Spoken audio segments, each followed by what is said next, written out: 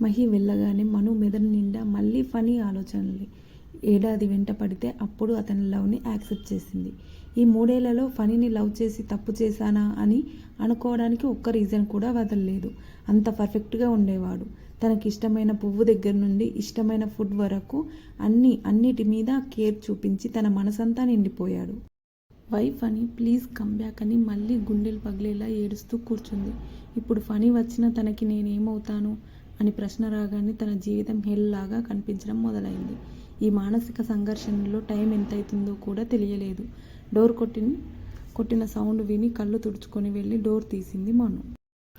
Madam, పెద్ద madam గారు భోజనం చేయడానికి రమ్మన్నారు అని సర్వెంట్ పిలవడంతో ఆకలి లేకపోయినా అత్తగారిని బాధ పెట్టడం ఇష్టం లేక వస్తున్నానని చెప్పు అని చెప్పింది మను. ఆమె తల ఆడించి వెళ్ళగానే వాష్రూంలోకి వెళ్ళి మొహం కడుక్కొని కిందకు వెళ్ళింది. తను వెళ్ళే వరకు తినకుండా అలాగే కూర్చున్న అత్తగారిని చూసి వెళ్ళి పక్కనే కూర్చుంది. నిన్న పెళ్ళి అయిన ఇల్లులాగా లేనే లేదు. బంధువులు అందరూ వెళ్ళిపోయారు. పైకి కోపంగా ఉన్న కొడుకుని వెతికించే పనిలో బిజీగా ఉన్నాడు రాజేంద్ర. ఎంత మొహం కడుక్కొని వెళ్ళినా ఏడ్చి ఎర్రగా అయిన కళ్ళు ఉబ్బిపోయి మొహం చూసి భాగ్య లోపల చాలా బాధపడింది.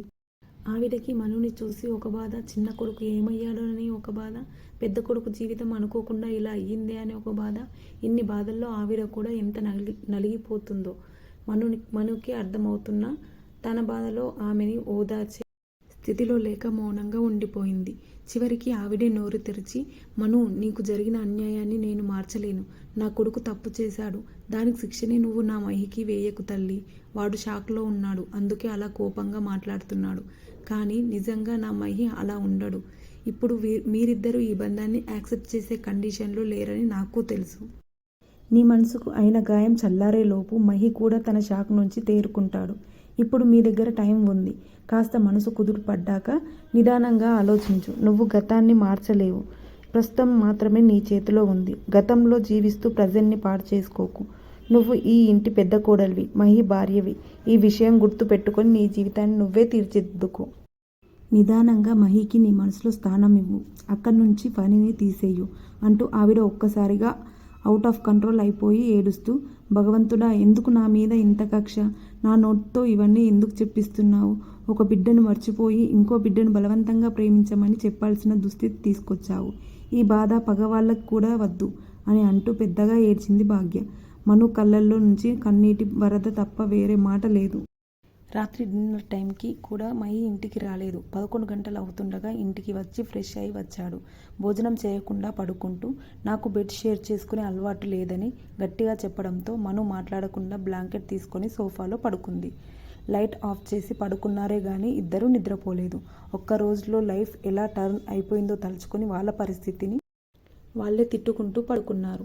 పొద్దున్నే మను లేచేసరికి మహి బెడ్ మీద లేకపోవడంతో తను లేచి బ్లాంకెట్ మడత పెట్టి మహి బెడ్ని కూడా సర్ది స్నానానికి వెళ్ళి రెడీ అవ్వగానే సర్వెంట్ వచ్చి బ్రేక్ఫాస్ట్కు పిలిచింది.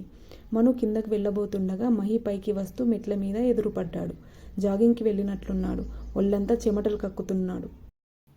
అలా ఒక చూపు చూసేసరికి మహి కూడా తన వైపు చూడడంతో వెంటనే మను తల పక్కకు తిప్పేసుకుంది. ఇద్దరూ ఒకేసారి ఒకే వైపుకు తప్పుకోవడంతో 2 సెకండ్లు ఆగి మళ్ళీ ఒకేసారి ఒకే వైపుకు కదిలారు.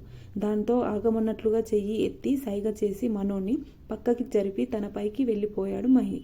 మహి అంత దగ్గరగా ఉండేసరికి మనుకి టెన్షన్ వచ్చేసింది.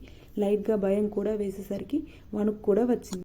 కిందకు వెళ్ళి బ్రేక్ఫాస్ట్ చేస్తూ ఉండగానే మహి కిందకు వచ్చి తన లగేజ్ కారులో పెట్టమని సర్వెంట్కి చెప్పడంతో అతను పైకి వెళ్ళాడు.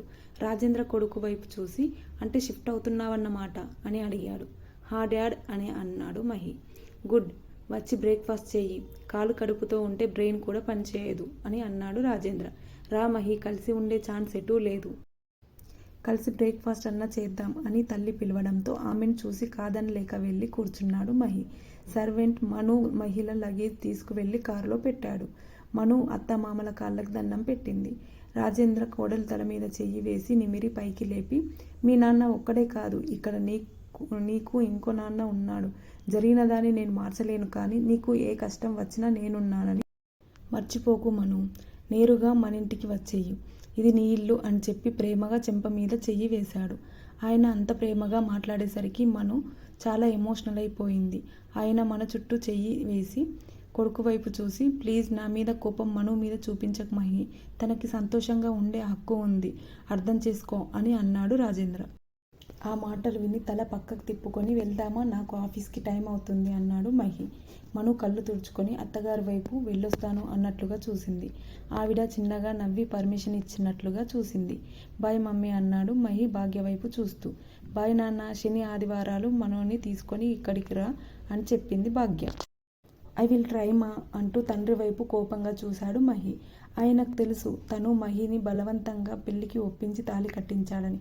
ఐఎమ్ సారీ మహి, ఆ టైంలో మనోని మండపంలో ఒంటరిగా వదిలేయలేకపోయాను. తను చాలా మంచి అమ్మాయి నాన్న. తనతో నీ లైఫ్ బాగుంటుంది. నీ తమ్ముడు చేజేతులా పోగొట్టుకున్న అదృష్టాన్ని నువ్వు దక్కించుకున్నావు.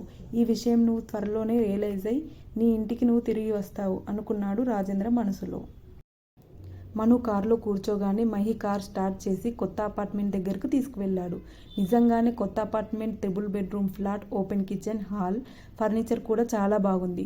మహి లగేజ్ తన రూమ్లో పెట్టుకొని, నువ్వు ఆ రూమ్ తీసుకో, నేను బెడ్ మీద పడుకుంటే నువ్వు సోఫాలో ఎన్ని రోజులు పడుకుంటావు అని అన్నాడు మను వైపు చూస్తూ. థ్యాంక్ గాడ్, రోజు సోఫాలో పడుకొని బాధ తప్పింది అనుకుంటూ మహి రూమ్కి ఎదురుగా ఉన్న రూమ్ని తీసుకుంది మను. బ్యాగ్ అక్కడ పడేసి బెడ్ మీద పడిపోయి మహి ఆఫీస్కి వెళ్ళిపోయిన సంగతి కూడా పట్టించుకోలేదు. మధ్యాహ్నం అవుతుండగా మెలకువ వచ్చి చూసి ఇంట్లో మహి లేకపోవడంతో తల నొప్పిగా ఉంది. టీ పెట్టుకుందామని ఫ్రిడ్జ్ ఓపెన్ చేసింది మను. కొత్త ఫ్రిడ్జ్, ఇంకా రిబ్బన్ కటింగ్ కూడా అవ్వలేదని అర్థమై ఉసురుమంటూ వచ్చి ఖాళీ కడుపుతోనే పడుకుంది. సాయంత్రం 6 గంటల ప్రాంతంలో ఇంటికి వచ్చాడు మహి. ఫ్రెష్ అయి వచ్చి పడుకోగానే నిద్రపోయాడు. తన పర్స్, కార్ కీస్ ఏమీ లేకపోవడంతో ఆకలిగా ఉండి పిలుద్దామా వద్దా అనుకొని చాలాసేపు తటపటాయించి ఎప్పటికైనా తప్పదని ధైర్యం తెచ్చుకొని మహి రూమ్ డోర్ కొట్టింది మను. నిద్రలో ఉన్నాడేమో 5-6 సార్లు కొట్టిన డోర్ తీయకపోయేసరికి తిరిగి వెళ్ళబోయింది మను. డోర్ తెరుచుకున్న సౌండ్ విని వెనక్కి తిరిగింది. మహి నిద్రమోహంతో ఉండడం చూసి, సారీ అండి, మిమ్మల్ని డిస్టర్బ్ చేశాను, ఇంట్లో వంట సామాన్ ఏమీ లేదు అని అంది మను చిన్నగా మాట్లాడుతూ. అప్పుడు గుర్తుకు వచ్చింది మహికి మను పొద్దున్నుంచి ఏమీ తినలేదని. నా కార్ లేదు, అందుకే మీ కార్ కీస్ కోసం డోర్ కొట్టాను అని అంది మను. టైం చూసి చాలా లేట్ అవ్వడంతో కీస్ తీసుకొని తను కూడా బయలుదేరాడు. ఇద్దరు దగ్గరలో ఉన్న సూపర్ మార్కెట్కి వెళ్ళారు.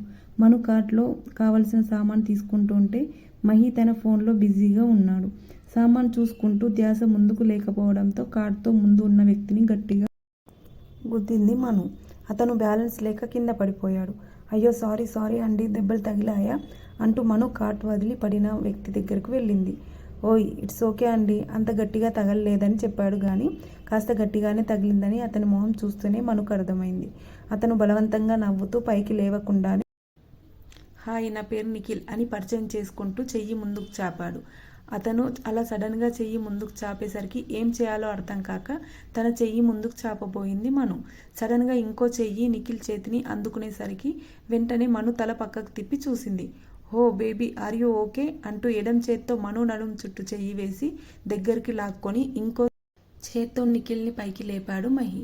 బేబీ అని ఎవరిని పిలిచాడో అర్థం కాక అయోమయంగా చూసేలోపే మహి దగ్గరికి లాక్కొనేసరికి మనుకి లైట్గా హార్ట్అటాక్ వచ్చింది. మహిని చూసిన అతనికి వాళ్ళిద్దరు వైఫ్ అండ్ హస్బెండ్ అని అర్థమై చిన్నగా స్మైల్ ఇచ్చి అక్కడి నుండి వెళ్ళిపోయాడు. అతను వెళ్ళగానే మనుని వదిలేశాడు మహి. అప్పుడు అర్థమైంది మనుకి అతన్ని చూపించడానికి పట్టుకున్నాడని. దేనికి పట్టుకున్నా కానీ మనుకి మాత్రం గుండె దడ తగ్గలేదు. అది ఇంకా వేగంగానే కొట్టుకోవడంతో దేవుడా ప్లీజ్, ఇలా రోజు టెన్షన్ చంపే కంటే ఒక్కసారి చంపేయి అనుకుంది మనసులో.